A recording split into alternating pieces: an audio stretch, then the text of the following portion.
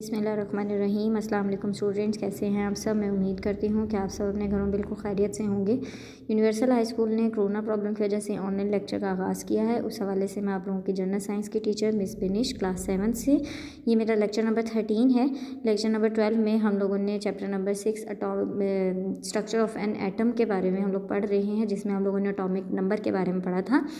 Atomic number क्या होता है कि किसी भी एटम के अंदर जो प्रोटॉन की तादाद, जितनी प्रोटॉन की तादाद होती है वही उसका एटॉमिक नंबर कहलाता है। जैसा कि हमने पढ़ा था कि कार्बन के एटम के अंदर 6 प्रोटॉन मौजूद होते हैं तो उसका एटॉमिक नंबर 6 होता है।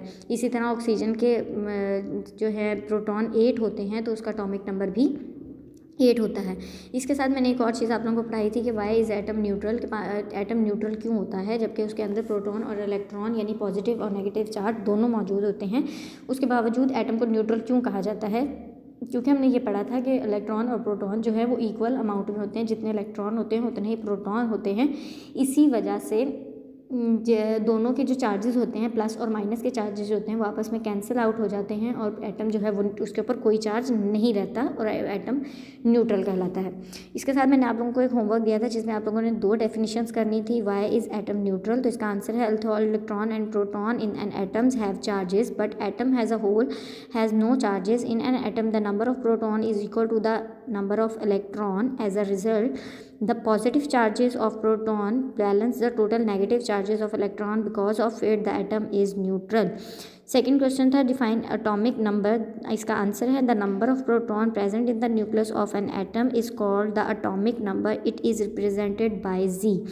ये आप लोगों का लेक्चर नंबर 12 का होमवर्क था। मैं उम्मीद करती हूँ कि तमाम बच्चों ने होमवर्क कर लिया होगा, लेकिन अगर किसी बच्चे को कोई प्रॉब्लम आई है तो आप अपना होमवर्क यहाँ से टैली करें और अपना होमवर्क करेक्ट कर लें।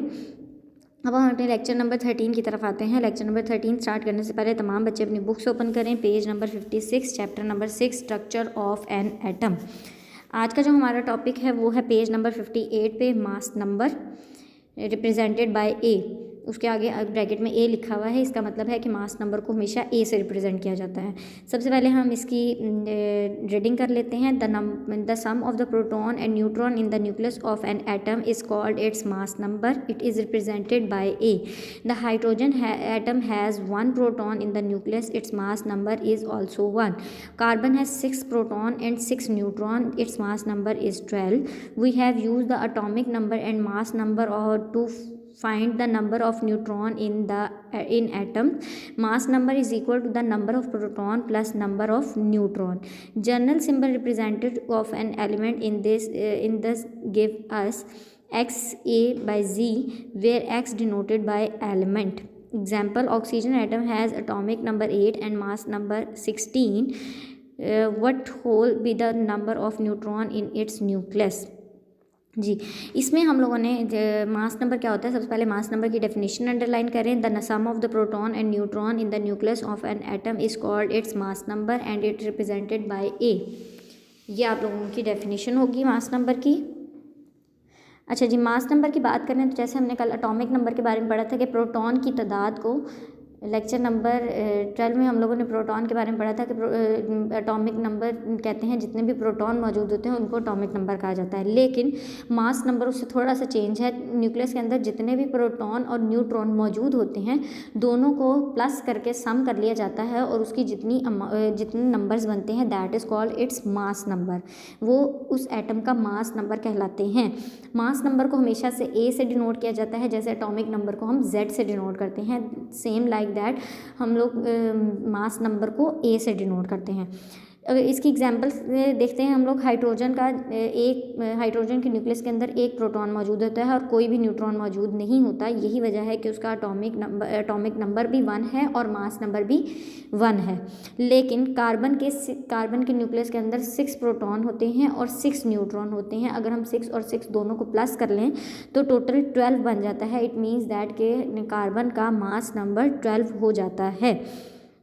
उसके बाद उन्होंने कहा कि हम लोग एटॉमिक नंबर और मास नंबर को एक साथ भी डिफ़ाइन कर सकते हैं कि अगर आपके पास मास नंबर दिया हुआ है तो आप उसमें से एटॉमिक नंबर भी फाइंड आउट कर सकते हैं, क्योंकि मास नंबर के अंदर प्रोटॉन की तादाद गिवन होती है। मास नंबर फाइंड आउट करने का एक फार्मूला यहाँ पे गिवन है, mass number is equal to the number of proton plus number of neutron, यानी कि प्रोटॉन और न्यूट्रॉन की तादाद को प्लस कर लिया जाए तो मास नंबर आ जाता है। आप लोग इसमें जो है वैल्यूज़ पुट करके भी अपना आंसर निकाल सकते हैं।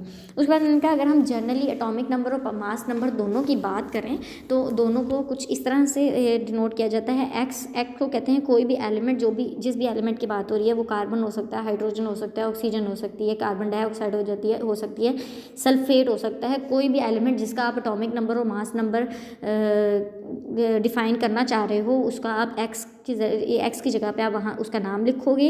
ए मीन्स मास नंबर, क्योंकि मास नंबर को हम ए से डिनोट करते हैं, तो जो मास नंबर आता है उसको हमेशा हम ऊपर वाली साइड पे लिखते हैं और एटॉमिक नंबर को एलिमेंट के नीचे लिखते हैं। जैसा कि जी दिया हुआ है, यहाँ पे ए की जगह पे हम एटॉमिक मास नंबर लिखेंगे और एटॉमिक नंबर जेड की जगह पे हम लोग एटॉमिक नंबर लिखेंगे। फॉर एग्जाम्पल यहाँ पर हम लिखा है oxygen has atomic number 8 and mass number 16, the whole be the number of neutron in an nucleus. X की जगह पे हम लोग लिखेंगे ऑक्सीजन, ए की जगह पे लिखेंगे हम लोग 16, क्योंकि उसका मास नंबर, ऑक्सीजन का मास नंबर 16 है, तो ए की जगह पे ऊपर वाली साइड पे 16 आएगा और जेड की जगह पे 8 आएगा। तो ये हम अगर हम इस पूरे इस तरह से लिख दें तो ये जो है हमारे पास गिवन हो जाता है कि हम इस एलिमेंट के दोनों चीज़ें उसके ऊपर गिवन होती हैं आपकी बुक के ऊपर। लेक्चर नंबर 13 हमारा यहीं तक था। मैं उम्मीद करती हूँ आप लोगों को आज मास नंबर समझ आ गया होगा। अगर आप लोगों को इसमें कोई प्रॉब्लम आती है तो आप काइंडली मुझसे कांटेक्ट करें, मैं इसको मज़ीद एक्सप्लेन कर दूँगी। साथ में आप लोगों को एक होमवर्क दे रही हूँ। लेक्चर नंबर 13 का होमवर्क है write down the definition and formula of the mass number. आप लोगों ने मास नंबर की डेफिनेशन लिखनी है और साथ उसका फार्मूला भी लिखना है, जो कि आपको लेक्चर नंबर 13 में मैंने पढ़ाया है। इंशाल्लाह लेक्चर नंबर 14 में हम लोग topic number 6.3 distribution of electron in shells पढ़ेंगे। अल्लाह पाक आपको और आपके घर वालों को अपने ज़मान में रखे। अल्लाह हाफ़िज़।